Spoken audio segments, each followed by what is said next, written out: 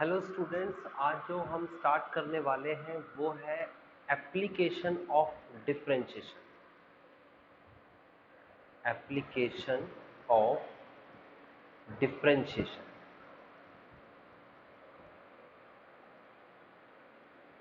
Application of differentiation के इस section में आपको ध्यान से समझना होगा कि जो टॉपिक्स हैं वो क्या है। सबसे पहला जो हमारा टॉपिक आज स्टार्ट होने वाला है वो है rate of change. Rate of change यानी कि किस तरीके से रेट चेंज होता है और वो डिफरेंशिएशन से कैसे कनेक्टेड होता है। ठीक है, यानी कि जो डिफरेंशिएशन अब आपने पढ़ा है, मैंने आपको सबसे पहले डिफरेंशिएशन पढ़ाया और उसके बाद फिर मैंने आपको बताया है इंटीग्रेशन, देन फिर बताया डिफरेंशियल इक्वेशन। मैंने ये न्यूमेरिकली आपको बताया और न्यूमेरिकली आपने सीख भी लिया होगा। अगर नहीं सीखा है तो आप डिस्क्रिप्शन पे वीडियोस देखें और सीखें एक एक के कैसे डिफरेंशिएशन होता है। अब इस डिफरेंशिएशन की हम एप्लीकेशन करने वाले हैं और उसके बाद हम इंटीग्रेशन की एप्लीकेशन करने वाले हैं, यानी कि practical use of differentiation and integration. तो सबसे पहला टॉपिक इसमें क्या है हमारा, रेट मेजर यानी कि रेट ऑफ चेंज। दूसरा टॉपिक जो हमारे पास है इसमें वो है इंक्रीजिंग और डिक्रीजिंग, इंक्रीजिंग और डिक्रीजिंग। तीसरा टॉपिक अगर मैं देखता हूं तो तीसरा टॉपिक इसमें है tangent and normal, tangent and normal. चौथा टॉपिक है अप्रोक्सीमेशन, अप्रोक्सीमेशन। और पांचवा और सबसे इंपॉर्टेंट टॉपिक जो है वो है मैक्सिमा और मिनिमा, मैक्सिमा और मिनिमा। ओके, तो ये मैं लास्ट वाले को इंपॉर्टेंट इसलिए बोल रहा हूं क्योंकि ये ज्यादातर चांस इसके हैं आने के, मैक्सिमा मिनिमा के। लेकिन उसके अलावा 2 मार्क्स का क्वेश्चन आपकी क्लास में आता है, तो 2 मार्क्स का क्वेश्चन या 4 मार्क्स का क्वेश्चन कुछ भी आ सकता है इसमें से। ये सारे पढ़ने जरूरी। तो आज हम स्टार्ट करते हैं very first topic, rate of change, और इसका एप्लीकेशन का सेक्शन आज हम करेंगे। बहुत ध्यान से देखना, बहुत आसान सा इसका इंट्रोडक्शन है, बहुत टिपिकल चीज नहीं है। और डिफरेंशिएशन क्योंकि उसका बेसिक आपको आना चाहिए, अगर उसका बेसिक आपको आता है तो फिर ये टॉपिक तो और भी आसान हो जाएगा। सिंपल सी एक कॉन्सेप्ट है, उस कंडीशन को आप पढ़ लीजिए, आपका आंसर सारे होते चले जाएंगे। देखिए, rate of change, rate of change या रेट मेजर भी कहते हैं। अब रेट ऑफ चेंज की बात करेंगे तो सबसे पहले इसका फंडामेंटल समझ लेते हैं कि इंट्रोडक्शन क्या है इसमें। देखिए, अगर मैं कहता हूं कि ये एक सर्कल है,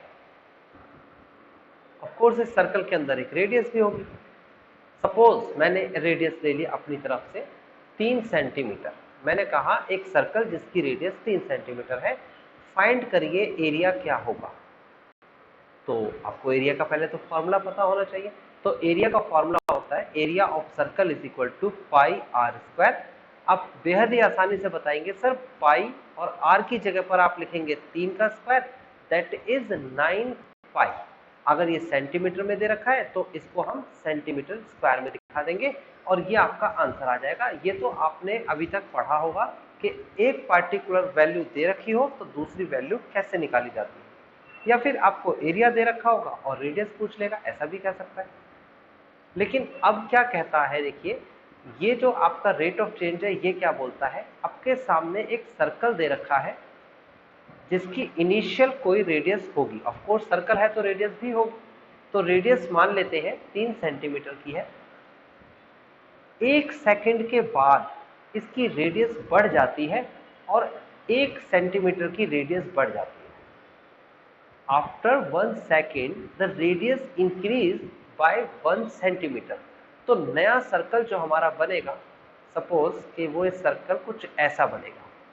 ये सर्कल नहीं बन रहा है लेकिन आप सपोज कर लेना ये सर्कल ही है। 1 सेकेंड के बाद वो सर्कल हमारा इस टाइप का सर्कल होगा। ये देखिए, ये सर्कल होगा। Okay, and after 1 more second, यानी कि एक और सेकेंड के बाद ये सर्कल बन जाएगा हमारा, नया रेडियस लेकर ये बन गया। ओके, और 1 सेकेंड और बाद हमारा सर्कल बनेगा इस टाइप का कुछ ये। तो बेसिकली आपने क्या समझा, और ऐसे ही बढ़ता चला जाएगा।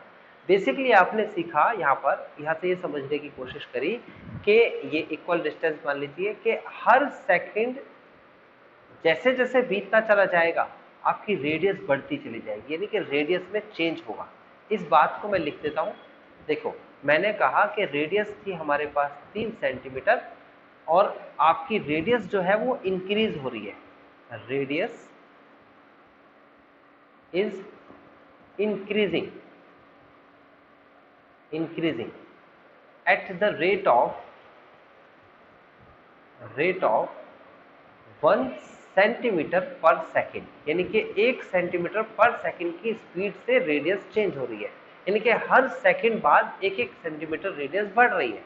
ओके, समय जो है यानी कि टाइम जो है, इस टाइम की वजह से ये रेडियस इंक्रीज हो रही है। 1 सेकेंड होगा तो रेडियस 1 सेंटीमीटर बढ़ी, 2 सेकेंड होगा तो रेडियस 2 सेंटीमीटर बढ़ी, 3 सेकेंड होगा तो रेडियस 3 सेंटीमीटर बढ़ी। आपसे पूछ रहा है, आपसे क्वेश्चन में पूछा जाएगा find the increment of area, यानी कि आपको इंक्रीजमेंट निकालना है कि कितने रेट से इंक्रीज हो रहा है एरिया। किस रेट से?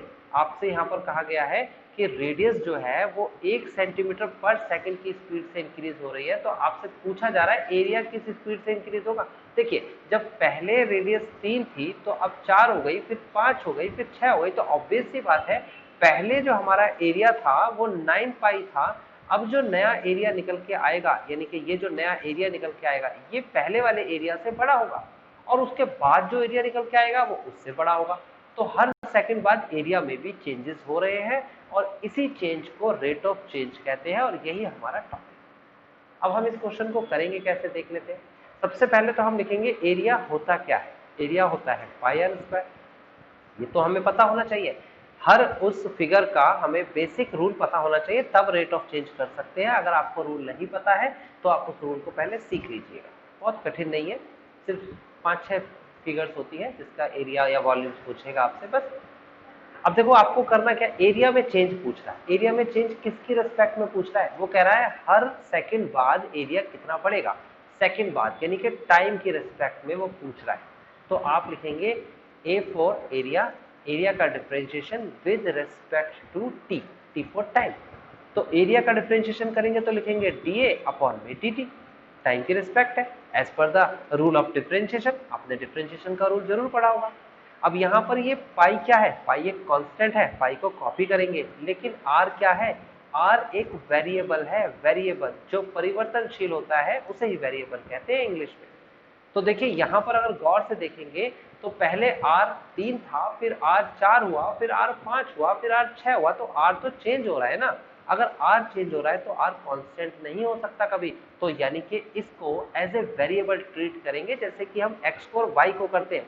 तो t के रेस्पेक्ट में r का डिफरेंशिएशन करेंगे और ये इस तरीके से होगा। पहले लिखेंगे 2r, फिर इंटू dr ओवर dt। देख सकते हो r का डिफरेंशिएशन t की रेस्पेक्ट में कैसे होता है? dr ओवर dt होता है। तो ये आपको पता होना चाहिए कौन वेरिएबल है और कौन कांस्टेंट। नाउ आगे बढ़ जाते हैं। आगे हमारे सामने क्या वैल्यू दे रखी है भाई? आगे आपको वैल्यूज दे रखी है, जैसे कि आपको रेडियस में इंक्रीजमेंट दे रखा है, यानी कि उसमें इंक्रीज हो रहा है। इंक्रीज मतलब चेंज हो रहा है, तो रेडियस में चेंज हो रहा है ना, तो रेडियस में हो रहा है तो हम r लिखेंगे ऊपर। और किसकी रिस्पेक्ट में हो रहा है? ऑब्वियस सी बात है, टाइम की रिस्पेक्ट में हो रहा है। जैसे जैसे सेकंड वाइज टाइम बढ़ रहा है वैसे वैसे रेडियस बढ़ रही है, तो नीचे क्या लिखेंगे? dt। और किस स्पीड से चेंज हुआ? 1 सेंटीमीटर पर सेकेंड। तो ये जो मैंने लिखा ये मैथ्स में लिखी गई वैल्यू है, और ये जो लिखी हुई है ये इंग्लिश में लिखी गई वैल्यू है। इंग्लिश को मैथ्स में कन्वर्ट कर लिया तो इसका मतलब आपका क्वेश्चन 100% हो गया। अब आपको क्या करना है? dr अपॉन dt आपके सामने है 1, आपके सामने r की बेसिक वैल्यू जो है हमारे पास 3, तो यानी r भी है हमारे पास। यहां पर लिखेंगे r आर की वैल्यू 3 है और D R upon D T उसकी वैल्यू 1 है, मल्टीप्लाई कराएंगे तो आएगा 6 पाई। तो हम लिखेंगे इसे, so area of circle is increasing at the rate of 6 pi centimetre square पर सेकेंड। ऑब्वियस सी बात है, अगर एरिया है तो सेंटीमीटर स्क्वायर लगाया जाएगा और अगर वॉल्यूम है तो सेंटीमीटर क्यूब लगाया जाएगा, लेंथ है तो सेंटीमीटर ही लगा सकते हो सिर्फ। तो ये आपका फाइनल आंसर है। तो मेरे हिसाब से आपको समझ में आ गया कि रेट ऑफ चेंज होता क्या है, बस यही रेट ऑफ चेंज है। इंग्लिश में लिखी हुई स्टेटमेंट, इंग्लिश में लिखी हुई जो बात होगी उसको आपने मैथ्स में कन्वर्ट करना है और आपका आंसर आ जाएगा। तो देखो कुछ क्वेश्चंस रिगार्डिंग इसके हम देख लेते हैं। पहला क्वेश्चन हमारे सामने है, find the rate of change, find the rate of change of the area of a circle with respect to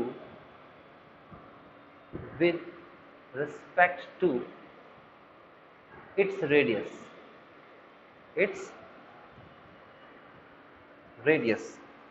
r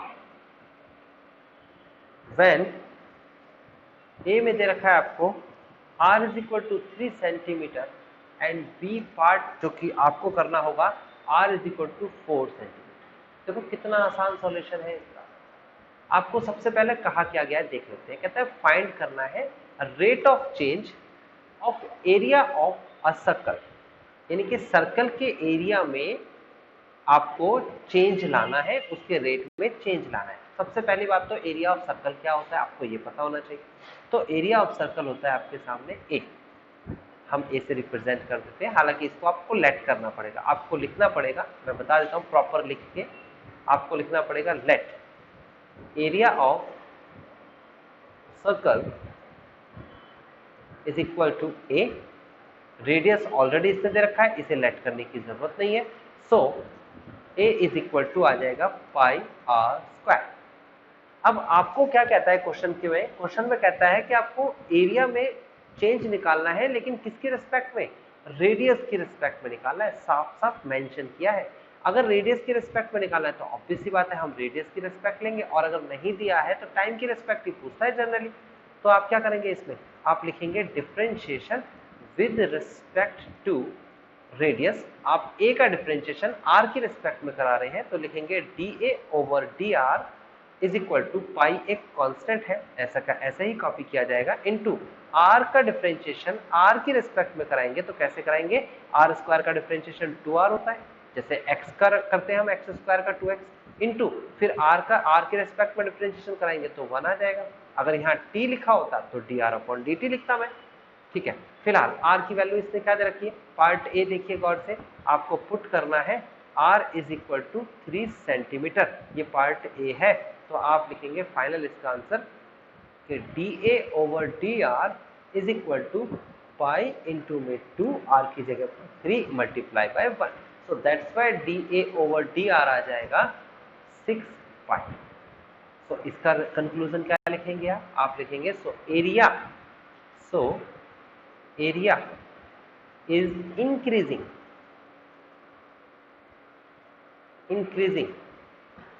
at the rate of 6 pi centimetre square पर सेकेंड पर रेडियस, सॉरी, यानी कि area है तो centimetre square होगा और पर radius के हिसाब से आपने चेंज किया।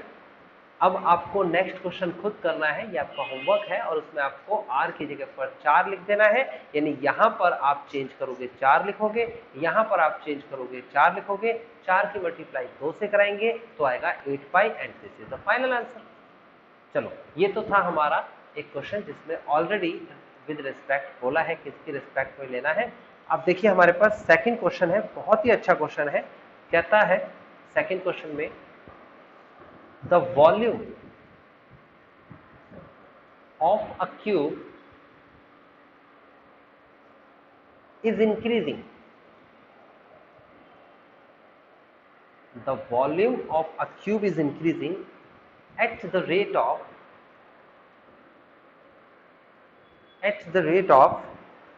8 centimeter cube per second, how fast is the surface area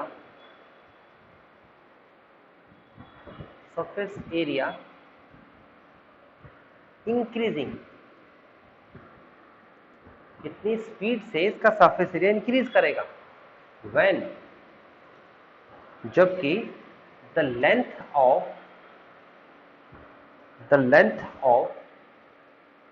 an edge कहते हैं उस क्यूब का जिसे हम हिंदी में किनारा भी कहते हैं, edge is 12 centimetre. That's enough. ये आपका क्वेश्चन है। क्वेश्चन को पढ़ते हैं दोबारा से। कहता है volume of a cube is increasing. अब देखो आपको इसको पहले तो लेट करना पड़ेगा, वॉल्यूम ऑफ क्यूब क्या होता है। मैं उसे लेट नहीं कर रहा, मैं डायरेक्ट करा रहा हूँ। आप लेकिन पेपर में उसे जरूर लेट करेंगे।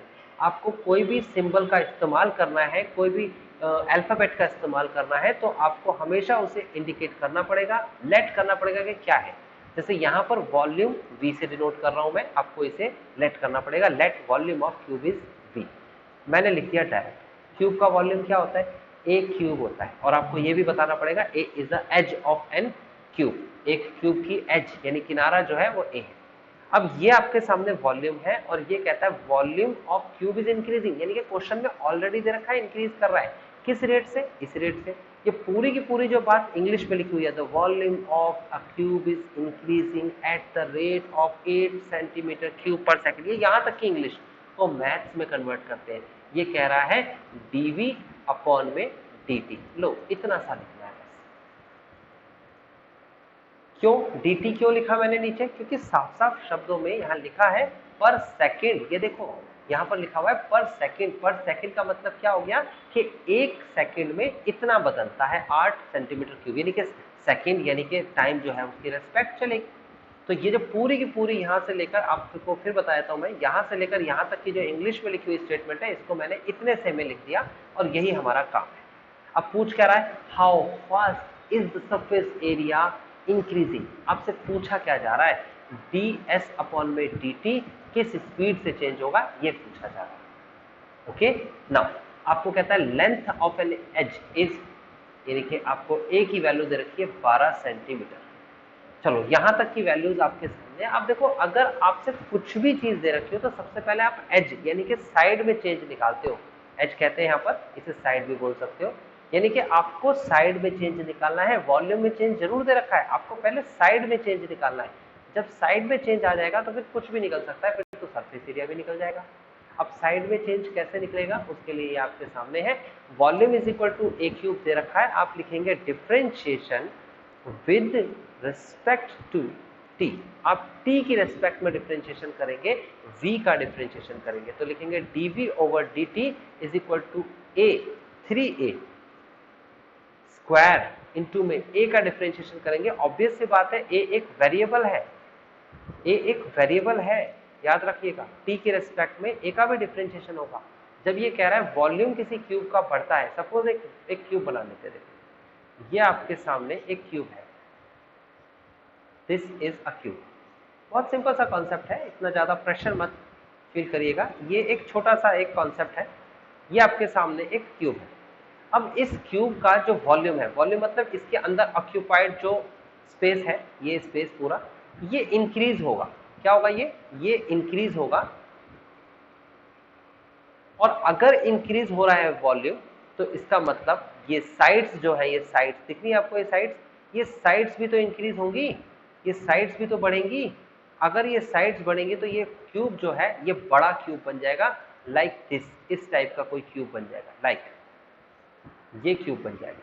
यानी कि जो छोटा क्यूब था उससे ट्रांसफॉर्म होके ये क्यूब जो बन जाएगा वो कैसा बन जाएगा, ये इस टाइप का एक बड़ा क्यूब बन जाएगा। ये पहले छोटा था और अब बड़ा बन गया। तो इस बड़े बनने में क्या हुआ भाई, देखो पहले जो साइड थी उससे अब नई साइड इंक्रीज हो गई है, वॉल्यूम भी इंक्रीज हो गया और सरफेस एरिया जो है ये भी आपका इंक्रीज हो गया है, जो सरफेस एरिया है। तो बेसिकली हर चीज इंक्रीज हो रही है, तो हर चीज वेरिएबल है, हर चीज आपकी वेरिएबल है, यानी कि वेरिएबल v भी है, वेरिएबल s भी है, वेरिएबल a भी है, तीनों वेरिएबल हैं और तीनों को हम कांस्टेंट नहीं कंसीडर कर सकते, याद रखिएगा। तो ये बात आपको सबसे इंपॉर्टेंट यहाँ पर देखनी है कि इस टॉपिक के अंदर क्या चीज कांस्टेंट कंसीडर कर सकते हैं और क्या चीज कांस्टेंट कंसीडर नहीं कर सकते। तो ये सब चीज बढ़ रही है, ऑब्वियस सी बात है, सब वेरिएबल है। तो यहाँ पर a एक फंक्शन है और याद रखिएगा उसे कॉन्सेंट्रेट नहीं कर सकते। रीजन मैंने बता दिया प्रैक्टिकली कि अगर वॉल्यूम किसी क्यूब का बढ़ता है तो उसका किनारा यानी कि उसकी साइड भी बढ़ेगी, और साइड बढ़ेगी या घटेगी तो वो एक फंक्शन कहलाएगा, ना कि कांस्टेंट। जब डिफरेंशिएशन में यही क्वेश्चन कर रहे होते तो वहां पर एक कांस्टेंट जनरली लिया जाता था। ये डिफरेंशिएशन नहीं है, एप्लीकेशन। ओके, नाउ यहाँ पर dv अपॉन dt की वैल्यू कितनी दे रखी है, 8 is equal to 3a square into में dA ओवर dt।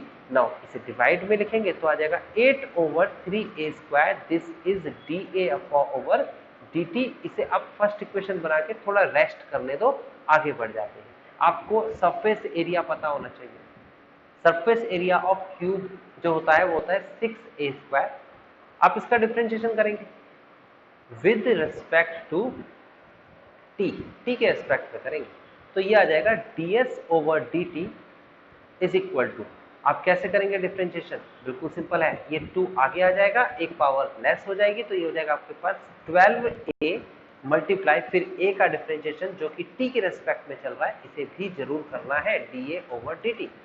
नाउ अब आप इसकी वैल्यू रखना शुरू, देखो ये वैल्यूज तो आपको फर्स्ट इक्वेशन से साफ साफ दिख रही है। आप लिखेंगे यहाँ पर ds over dt is equal to 12a multiply by आपके सामने है 8 अपॉन में 3a स्क्वायर, और ऑब्वियस सी बात है आप इसको सॉल्व कर लेंगे, जैसे कि 3 4 जा कितना होता है आपके पास 12 एंड 4 8 जा 32, तो ये आपके सामने जो संख्या बनेगी ये बनेगी 32 ओवर। उसके बाद नीचे क्या दे रखा है आपको, a से आप इसे सब आप कट कर देंगे तो कितना आ जाएगा आपके पास, नीचे a बचेगा, डिनोमिनेटर में a बचेगा। और ऑब्वियस सी बात है यहाँ पर आपके पास गिवन है a is equal to 12 centimetre, ये क्वेश्चन में गिवन है, आप देख सकते हो, कॉपी पेन लेके बैठिए, एक एक क्वेश्चन को मेरे साथ साथ करिए। तो ds over dt is equal to आ जाएगा 32 अपॉन 12, और जब इसे हम सॉल्व करेंगे तो ये आ जाएगा 3 4 जा 4 3 जा 12 एंड 4 8 जा 32। नाउ फाइनल आंसर 8 अपॉन में 3, और ऑब्वियस सी बात है ये आपके सामने क्या दे रखा है, ये दे रखा है आपको एरिया, तो ये होगा सेंटीमीटर स्क्वायर पर सेकंड, वॉल्यूम होता तो क्यूब होता। तो हम लिखेंगे सो surface area of cube is increasing at the rate of 8 over 3 centimeter square per second is the final answer। Question समझ में आ गया होगा आपको। अगर क्वेश्चन समझ में आ गया तो अब मैं आपको हिंट देता चला जाऊंगा, और आप क्वेश्चन देखिए थर्ड, क्वेश्चन नंबर थर्ड क्या कहता है, कहता है the radius of a circle, the radius of a circle is increasing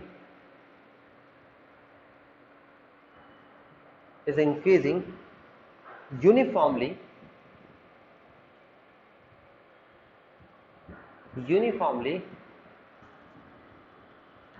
at the rate of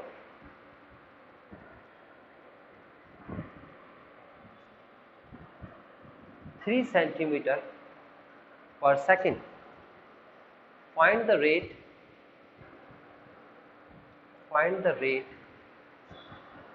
at which the area of circle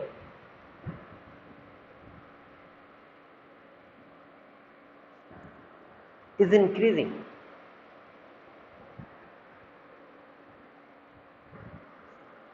when the radius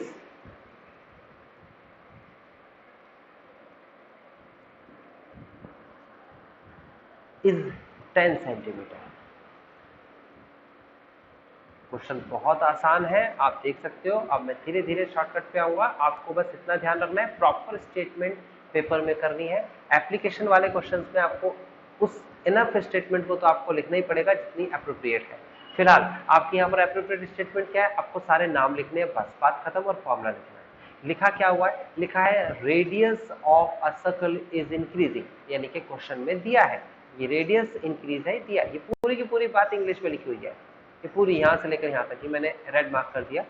आपको इसे क्या करना है, इसे मैथ्स में लिखना है। लो जी, मैथ्स में लिख दिया, dr/dt is equal to 3 centimetre per second दे रखा है। लो कितना आसान है भाई, r मतलब रेडियस, t मतलब टाइम की रिस्पेक्ट में, और 3 सेंटीमीटर पर सेकेंड तो ऑब्वियस सी बात है, दे ही रखा है। आपको पूछा क्या जा रहा है, आपसे पूछा जा रहा है find the rate at which the area of circle is increasing. Okay, हमसे एरिया में इंक्रीजमेंट पूछ रहा है ना, तो हम जानते हैं एरिया ऑफ सर्कल होता है पाई आर स्क्वायर। और आपको क्या करना है, आपको इसमें डिफरेंशिएशन कराना है विद रिस्पेक्ट टू टाइम। कैसे पता लगा टाइम के रिस्पेक्ट, अरे भाई टाइम के रिस्पेक्ट में ही तो दे रखा है, एस से डिनोट हुआ है, एस से। टाइम के रिस्पेक्ट में जब रेडियस चेंज हो रही है तो टाइम के रिस्पेक्ट में ही तो एरिया पूछेगा, इस तरीके से पता चल जाता है। आप इसका डिफरेंशिएशन करेंगे तो dA/dt इज इक्वल टू हो जाएगा 2 पाई r इंटू में dr/dt, और dr/dt क्यों लिखा, क्योंकि टाइम की रिस्पेक्ट चल रही है। dr/dt की वैल्यू है आपके सामने 3 और r की वैल्यू है आपके सामने 10। तो देखिए एक स्टेप पे आपका आंसर आ चुका है, ये आ गया आपके पास 10 और ये आ गया आपके पास 3। तो इसे सॉल्व करेंगे तो कितना आ जाएगा, 65 सेंटीमीटर स्क्वायर पर सेकेंड। आप इसे इंग्लिश में लिख लेना, क्योंकि कंक्लूजन लाइन नहीं लिखोगे यहां पर तो फिर आपका क्वेश्चन पे नंबर कट सकते हैं। आप कंक्लूजन लाइन क्या लिखोगे, so the area is increasing at the rate of 65 centimetre square पर सेकेंड। नेक्स्ट क्वेश्चन की तरफ चलते हैं, जल्दी जल्दी क्वेश्चन को लिखते जाइए, समझते जाइए, आपको भी क्लियर हो जाएगा। लिखा है an edge of a variable cube of a variable cube is increasing at the rate of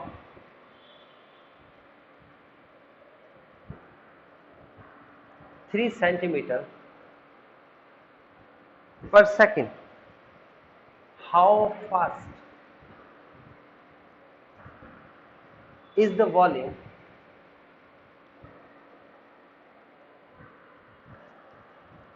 of cube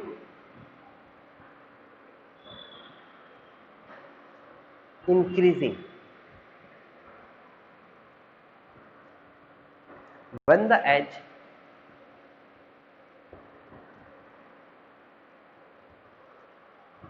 is 10 centimeter long? अब ये क्वेश्चन पिछले क्वेश्चन की तरह ही होगा, मैं इसे बिल्कुल नहीं कराने वाला, आप इसे खुद करिएगा। मैं आपको बता देता हूँ इसमें थोड़ा सा हिंट। कहता है एज, एज का मतलब किनारा होता है, हम इसे ए कंसीडर कर लेते हैं, लेट करना पड़ेगा, let edge of the cube is equal to a. Okay, a consider कर लेते हैं, ए फॉर एज मतलब किनारा या साइड भी बोलते हैं जनरली। वेरिएबल क्यूब ये तो फालतू में दे दिया, क्योंकि क्यूब वेरिएबल ही होगा तभी ये रेट ऑफ चेंज का होगा। अगर वेरिएबल नहीं है, वो फिक्स है क्यूब, तो फिर वो इसका पार्ट ही नहीं हुआ, इस टॉपिक का पार्ट नहीं हुआ, है ना। तो यहाँ पर कह रहा है एज जो है इंक्रीज कर रहा है क्यूब का, किस स्पीड से, तो आप लिखेंगे dA/dt दे रखा है क्वेश्चन में 3 सेंटीमीटर पर सेकेंड। पिछले वाले क्वेश्चन में आपको सर्कल दे रखा था, इस बार आपको क्यूब दे रखा है। हाउ फास्ट द वॉल्यूम, आपको वॉल्यूम पूछा, तो वॉल्यूम क्या होता है भाई, वॉल्यूम होता है ए क्यूब। इसका differentiation with respect to T कराइएगा, आंसर आ जाएगा dB/dt। आपको dA/dt दे रखा है, आपको ए की वैल्यू भी दे रखी है। तो मैंने कहा ये क्वेश्चन मैं आपको नहीं कराऊंगा, ये खुद से आपको करना है, इसका आंसर खुद से निकालना है और डेफिनेटली आपका आंसर आ जाएगा। ओके, नाउ नेक्स्ट क्वेश्चन की तरफ मूव करते हैं। तो देखिए नेक्स्ट क्वेश्चन में क्या कहा गया है, ये है आपके पास क्वेश्चन नंबर 5। क्वेश्चन में कहता है स्टोन एरिया इंक्रीजिंग। ओके, तो ये आपके सामने क्वेश्चन में दिया है, मैं दोबारा से क्वेश्चन को आपको समझा देता हूं क्या लिखा है। अ स्टोन इज ड्रॉप्ड एक पत्थर जो है वो ड्रॉप किया गया, यानी कि फेंका गया, इनटू ए क्वाइट लेक, एक शांत झील में फेंका गया। यानी कि ये आपके सामने झील थी और इसमें यहाँ पर पत्थर फेंका गया।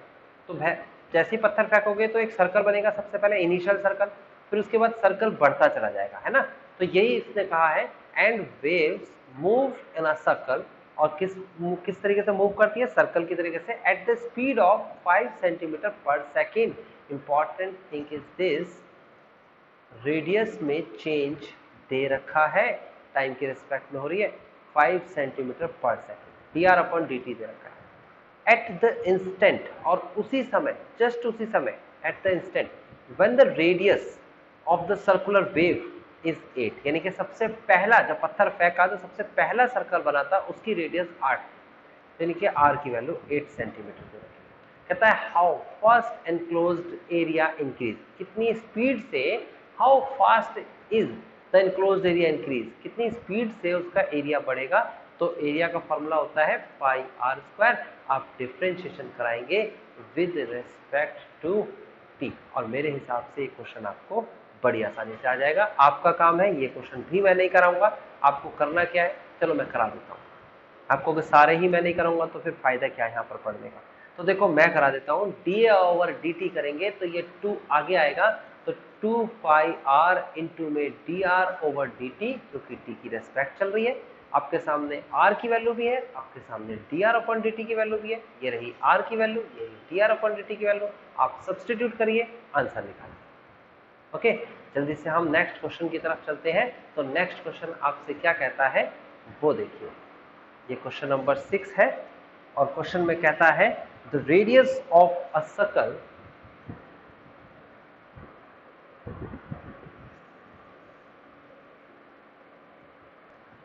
ऑफ इट्स circumference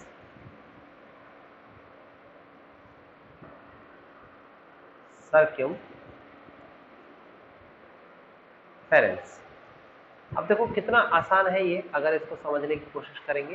कहता है रेडियस जो है सर्कल का इंक्रीज हो रहा है, ओके, अगर डिक्रीज हो रहा था तो नेगेटिव से दिखाते हैं, इंक्रीज हो रहा है तो पॉजिटिव से दिखाते हैं। किस रेट से इंक्रीज हो रहा है भाई, ये इंक्रीज हो रहा है 0.7 की रेट से, यानी कि dr/dt क्वेश्चन में दे रखा है 0.7 centimetre per second. Okay, what is the rate increasing, किस रेट से बढ़ेगा, क्या बढ़ेगा भाई, सर्कमफ्रेंस। सर्कमफ्रेंस सर्कल का क्या होता है ये आपको पता होना चाहिए। अगर आपको नहीं पता तो मैं लिख देता हूं, इसे आप याद कर लीजिएगा। 2 पाई आर होता है, एक सर्कल का सर्कमफ्रेंस 2 पाई आर होता है। अब इसका डिफरेंशिएशन करना है विद रिस्पेक्ट टू टी, और टी के रिस्पेक्ट में करेंगे तो dc/dt आ जाएगा, और ये हो जाएगा 2 पाई कांस्टेंट है, और r का डिफरेंशिएशन t के रिस्पेक्ट में करेंगे तो dr/dt आ जाएगा, और dr/dt की वैल्यू दे रखी है, आपको बस सब्स्टिट्यूट करना है। आपको यहाँ पर लिखना है dc/dt is equal to 2 pi bracket of 0.7। अब जब मल्टीप्लाई कराएंगे तो आंसर कितना आ जाएगा, ये आ जाएगा आपके पास 1.45 सेंटीमीटर पर सेकेंड। सर्कमफ्रेंस है तो सेंटीमीटर पर सेकेंड, अगर एरिया होता तो सेंटीमीटर स्क्वायर पर सेकेंड, और वॉल्यूम होता कहीं पर तो सेंटीमीटर क्यूब पर सेकेंड। नेक्स्ट क्वेश्चन की तरफ चलते हैं। क्वेश्चन नंबर आपको दे रखा है ये 7। देखिए क्वेश्चन में कहता है द लेंथ ऑफ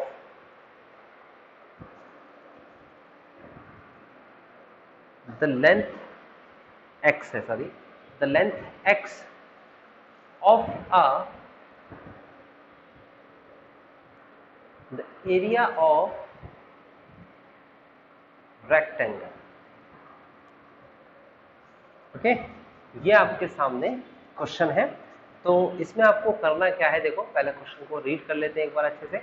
यहां पर क्वेश्चन में दे रखा है कि द लेंथ, जिसको इसने x बोला है, यानी कि एक रेक्टेंगल है और इसकी जो लेंथ है ये, उसे इसने ऑलरेडी x बोला है हमें पहले से, हम इसे l लेके चलते हैं बट उसने x बोला है।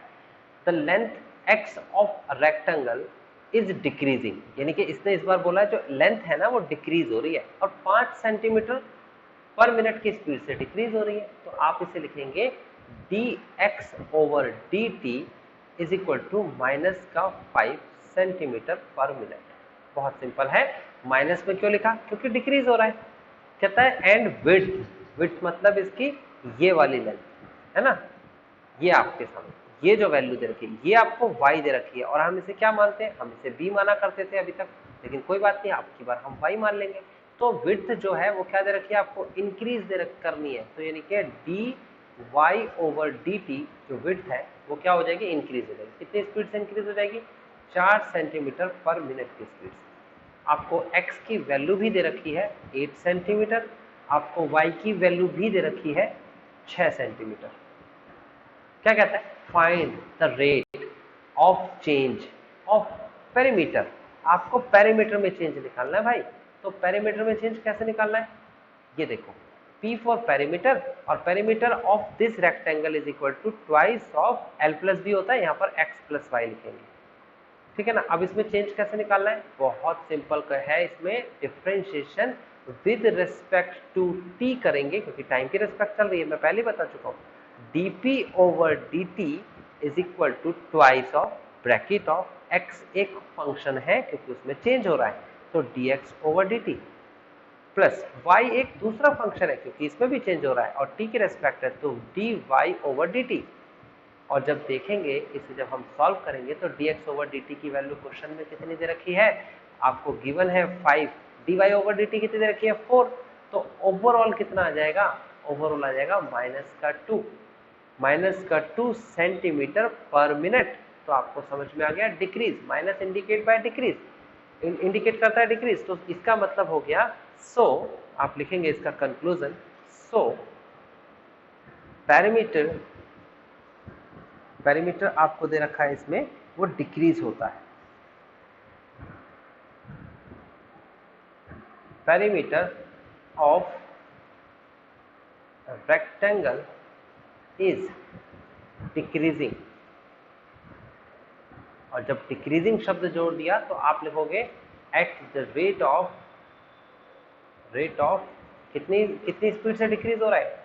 2 सेंटीमीटर पर मिनट की स्पीड से डिक्रीज हो रहा है। डिक्रीज मतलब ही माइनस लगा हुआ है, माइनस खुद नहीं लगाना आपको, ठीक है ना। अच्छा, दूसरे में क्या कहता है? दूसरा भी पढ़ लेते हैं। दूसरे में आपसे कहा गया है, देखो आपसे कहता है द एरिया ऑफ रेक्टेंगल। अब की बार एरिया पूछ लिया, तो देखो बी पार्ट यहाँ लिखेंगे और यहाँ लिखेंगे एरिया का फॉर्मूला होता है एक्स वाई। वैसे तो एल इंटू बी होता है, लेकिन यहाँ एक्स वाई दे रखा है तो एक्स इंटू वाई करेंगे। हम डिफ्रेंशिएशन कराएंगे विद रिस्पेक्ट टू टी के रिस्पेक्ट में कराएंगे, तो लिखेंगे D A over d t is equal to, ये फर्स्ट फंक्शन है, ये सेकंड फंक्शन है, लगेगा प्रोडक्ट रूल, क्योंकि दोनों ही तो फंक्शन है।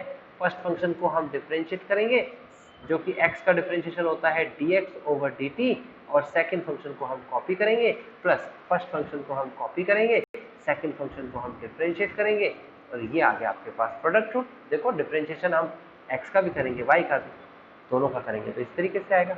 अब अगर इसे सॉल्व करने लग जाए तो भैया क्या वैल्यू आएगी? dx अपॉन dt की वैल्यू कितनी दे रखी है? -5, y की वैल्यू कितनी दे रखी है? 6, x की वैल्यू कितनी दे रखी है? 8, और dy ओवर dt की वैल्यू दे रखी है 4। सॉल्व करके यहाँ आंसर निकाल देंगे, क्या आ जाएगा आपके पास? 2 आएगा शायद। 5 6 × 30 माइनस का 30 और 8 4 × 32, ठीक है ना। तो 2 सेंटीमीटर स्क्वायर पर सेकेंड, ये आपका एरिया में चेंज आया। एरिया इंक्रीज हो रहा है और पैरामीटर डिक्रीज हो रहा है, याद रखना यहाँ पर, ठीक है, क्योंकि एरिया की पॉजिटिव संख्या है और पैरामीटर की नेगेटिव संख्या है। चलो आगे बढ़ जाते हैं। तो आगे आपके सामने एक क्वेश्चन है, और ये क्वेश्चन बहुत ही अच्छा क्वेश्चन दे रखा है आपको। ये कहता है a balloon which always remains spherical. Question number आपके सामने 8 है।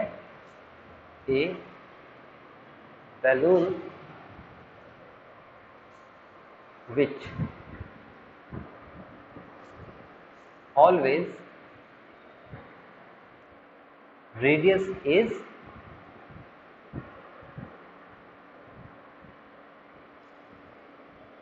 15 सेंटीमीटर।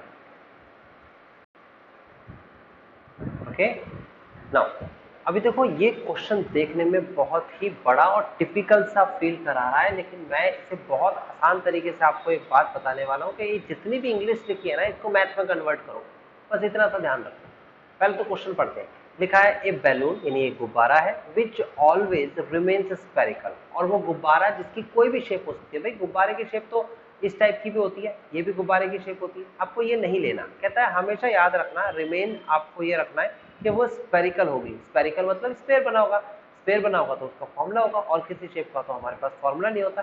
तो इसने कहा एक बैलून जिसको हमेशा याद रखना है विच always remains spherical on inflation, यानी कि उसमें जैसे ही हवा भरेंगे, इन्फ्लेक्ट करेंगे तो उसको वो स्फेरिकल ही शेप होगी, उसकी बढ़ती चली जाएगी।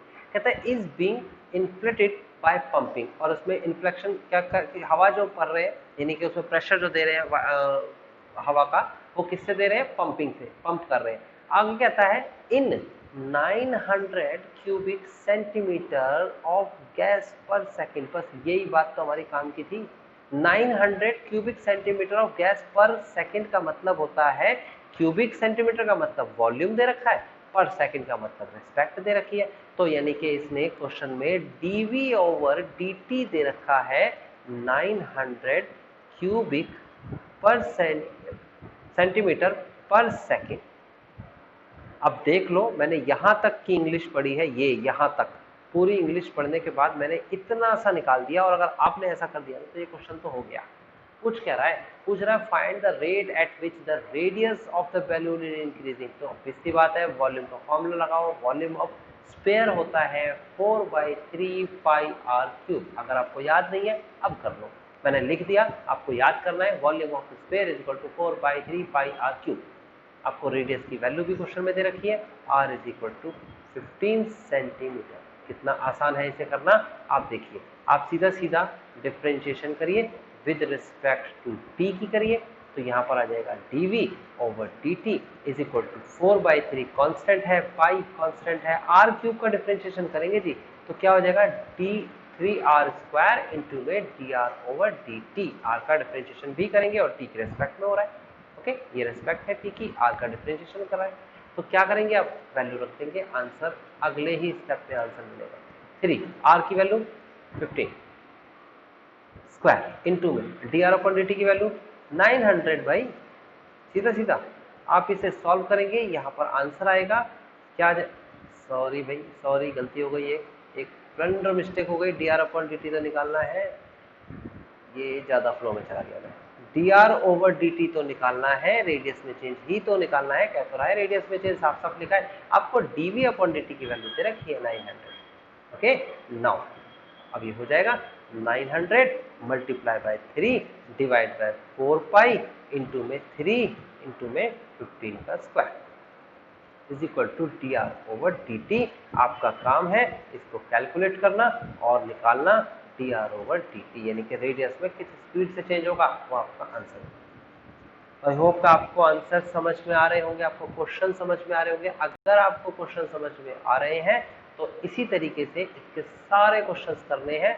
आप कोई सा भी क्वेश्चन करोगे उसके अंदर यही कॉन्सेप्ट लगाओगे और आपके सारे क्वेश्चन हो जाएंगे। ठीक है, तो आई होप कि आपको ये सेक्शन समझ में आया होगा। अगर ये सेक्शन समझ में आया है तो आप नेक्स्ट सेक्शन यानी कि जो एप्लीकेशन ऑफ डिफरेंशिएशन का सेक्शन कंप्लीट करिएगा, क्योंकि इस कंप्लीट टॉपिक में से आपके क्वेश्चंस आ सकते हैं। यानी कि आपको जो मैंने बताया रेट ऑफ चेंज, दूसरा इंक्रीजिंग डिक्रीजिंग, थर्ड अप्रॉक्सीमेशन और मैक्सिमम मिनिमा और टेंजेंट नॉर्मल, ये जो 5 टॉपिक्स हैं, इन पांचों को करने के बाद ही आप अच्छे से इस टॉपिक को कवर कर पाओगे। ये है एप्लीकेशन ऑफ डिफरेंशिएशन, ठीक है ना।